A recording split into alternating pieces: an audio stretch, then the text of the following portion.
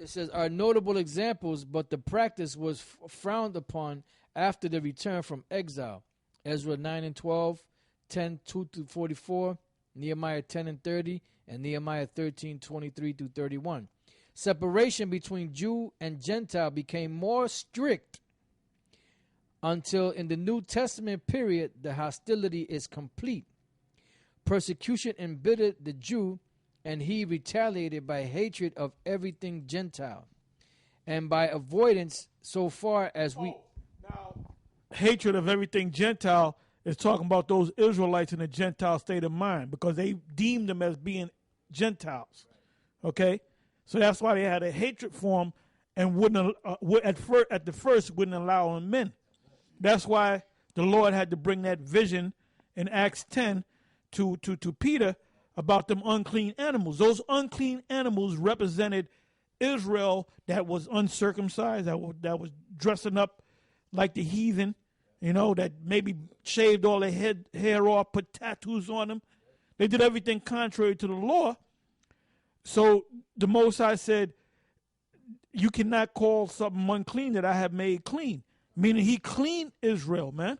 And Cornelius was a key example of that. Yeah, and he was they were cleansed by the word. It says, and he retaliated by hatred of everything Gentile and by avoidance so far as was possible of contact with the Gentiles. The intensity of this feeling varied and gave way before unusual kindness. Luke 7, 4 and 5. While the teachings of Yahushua ultimately broke down the middle wall of partition between Jew and Gentile. Those were Israelites. Right. Those were Israelites. Somebody hold on deck Ephesians 2. Okay, good. Then read that. Spirit. Ephesians chapter 2, verse 11. It says, wherefore remember that ye being in time past Gentiles in the flesh.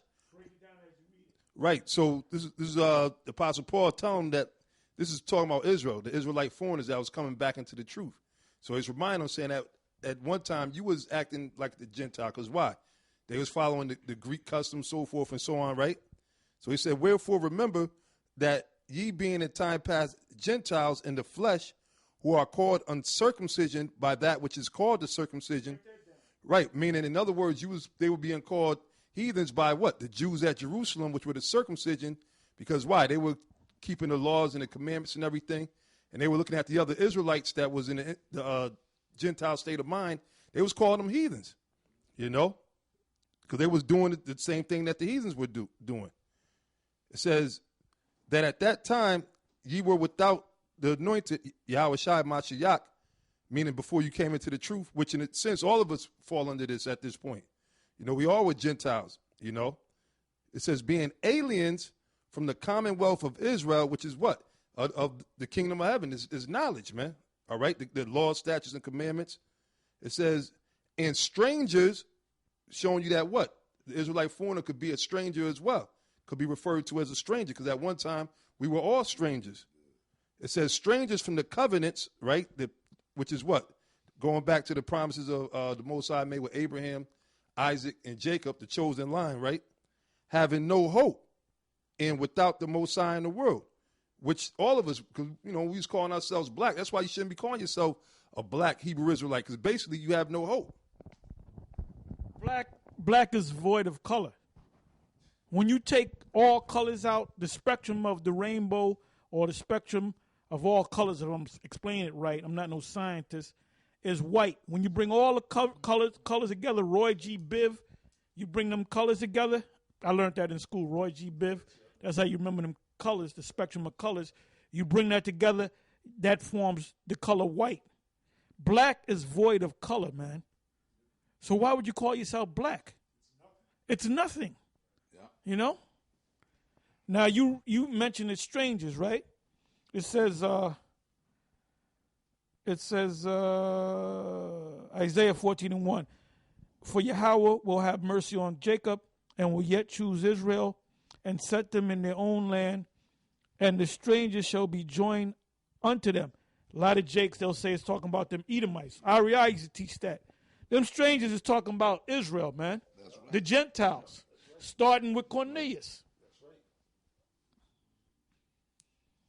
It says, and the strangers,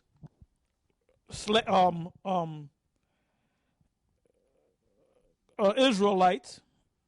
So when you come across that word, and the strangers, you think of Israelite, Gentile, state of mind, Israelites, shall be joined with them, and they shall cleave to the house of Jacob. The house of Jacob represents the ones that are woken, which these ones that are not woken, they're going to wake up and they're going to come follow us. So we represent Jacob right now, all right? Like the brother out there in the Philippines. He's one of the strangers that shall cleave unto the house of Israel. The brother out there in Kenya, if he's an Israelite, he shall cleave unto the house of Israel. Who else do we got from other nations? We got brothers from all over the place, man. Guys that look like Edomites, man. Holland and all over the place, man. Upstate, it says, and the people shall take them and bring them to their place, and the house of Israel shall possess them. Now, the reason why you say that's talking about the Edomites, because it's saying them. It's talking about them. No, it's talking about the other nations now. All right? Shall possess them in the land of Yahweh for servants and handmaids, and they shall take them captives, whose captives they were, and they shall rule over their oppressors. So that's a cut to them guys, the Israel of God.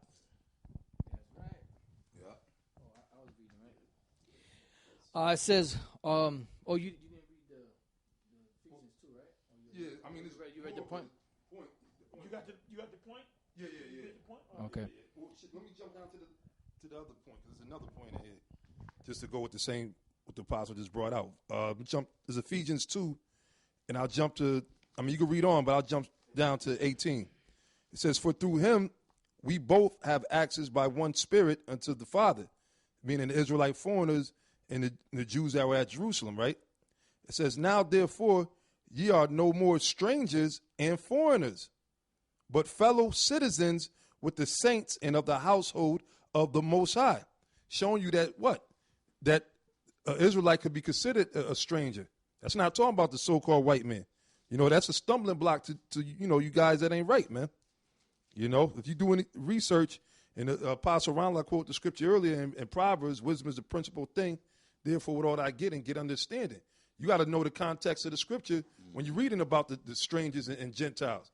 You got to know when it's talking about the actual person of another nation, or when it's talking about an Israelite who fell away from the customs and laws and tradition of Israel and followed the other nations. You got to be able to discern. You see? Galatians.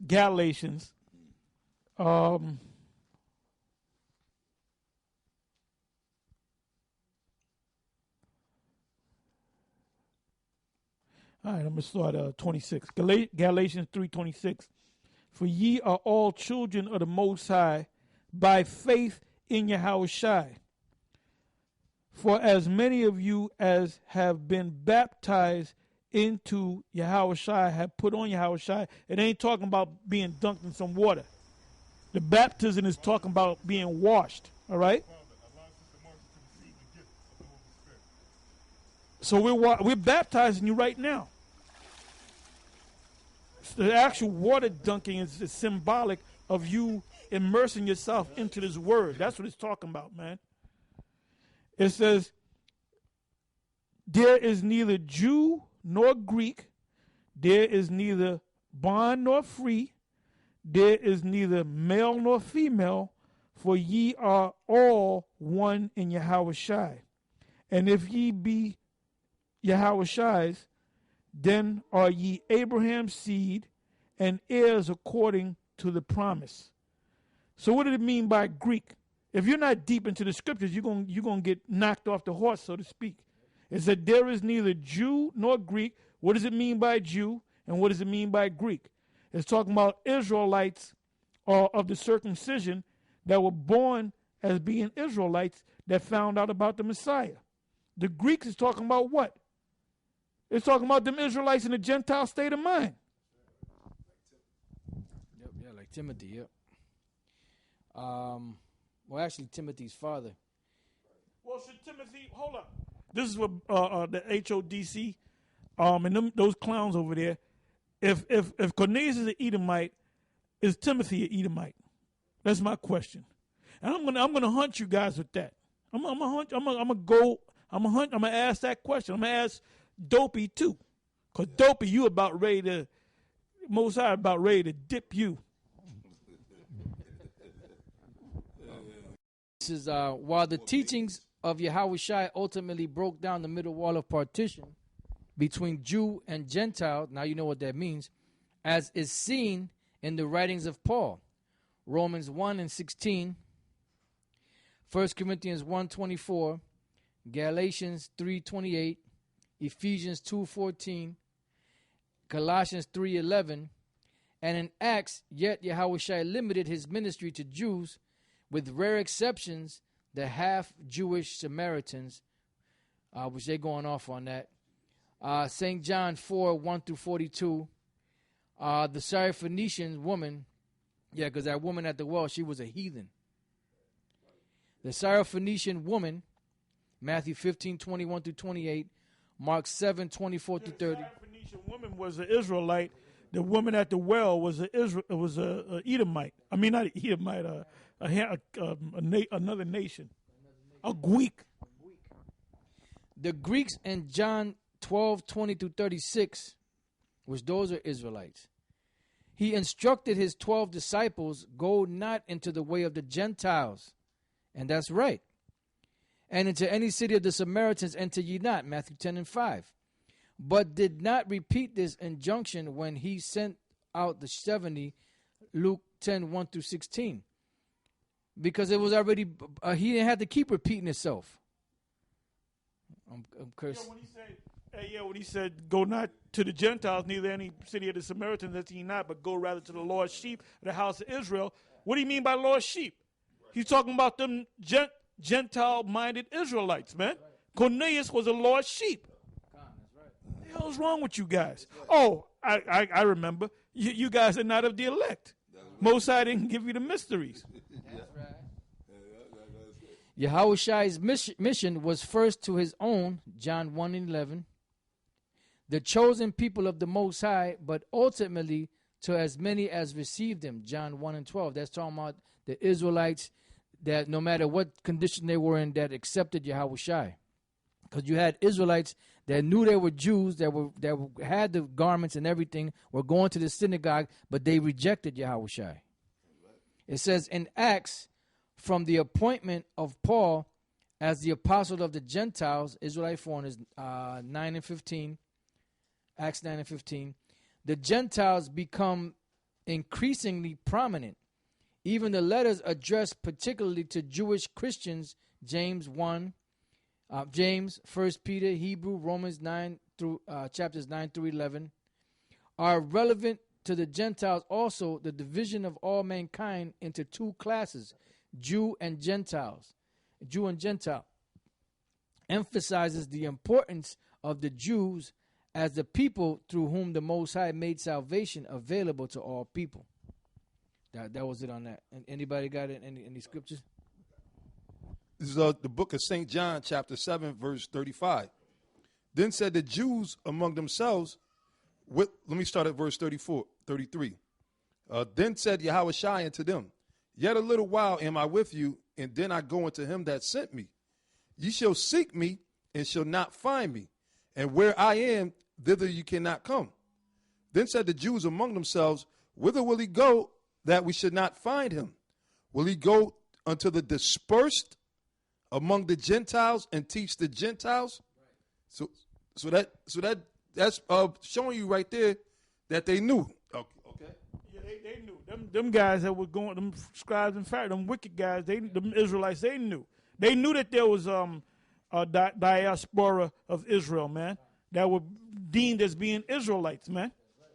So he said, would he go among the Gentiles, Israelites? Will he go among the Gentiles to teach the Gentiles? Would he go among the Israelite foreigners to teach the Israelite foreigners? Because what the records say that he came on this side of the world, man. Okay, under the name, they gave him the name because they went off, Quetzalcoatl, you know? Yep. Yeah, and then when you read that scripture in the Hebrew, and they said, because I went to Mexico in '87, there's a museum down there called the Museo de Antropolio, if I'm saying it right, the Museum of Anthropology, and they have an exhibit where they said that this man, I think they mentioned Quetzalcoatl or Kukulkan. They said that he came down in a spaceship, and he taught Issachar, and then he went back up into a spaceship, and he said he's coming back the same way. Yeah, Khan. Yeah, and that scripture that Elder Menazak just read in St. John 7:35, when it says, "Will he go to the dispersed among the Gentiles and teach the Gentiles?" When you go to the Greek, it says to the Greeks. Will he go to the Greeks and teach the Greeks? You know, that's what that scripture says there. It doesn't really say the word Gentile when you go to the Greek. And the word is Helen, right? Which is our Israelite foreigners, you know. So they know that's what that's what the scripture say. Rightly divine the word of truth, you know, which you guys are not doing. Period. If you were rightly dividing the word of truth, you would be down with the great millstone, man. That's right. You know, and that's why a lot of you guys are some of your doctrine is off. You know, you might have 80% or 75%. They're all off, man. They're all off, man. You know? You know, because a little leaveneth the whole lump. You know? You have some? On a map, you got turns, right? You can get 99% of the turns right and go off one turn in the middle, you off. You know? This is the book of St. John, chapter 10, verse, well, I'll start at 13.